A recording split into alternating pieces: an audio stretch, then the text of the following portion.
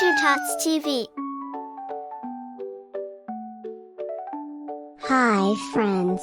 Welcome to our channel. Today, we will learn how to draw fruits and their color. This is an apple. This is a fruit called apple. Apple is red in color.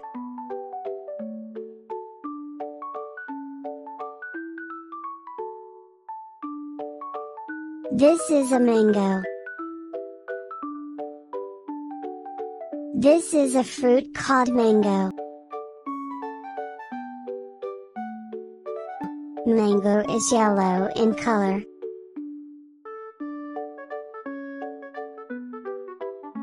This is an orange.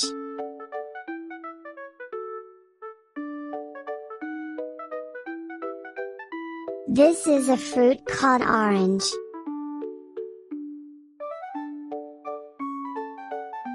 Orange is orange in color. This is a banana.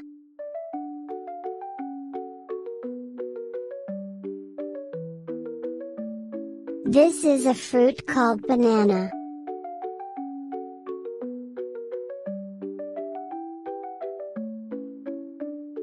Banana is yellow in color. Thanks for watching. Please do like, share and subscribe to our channel.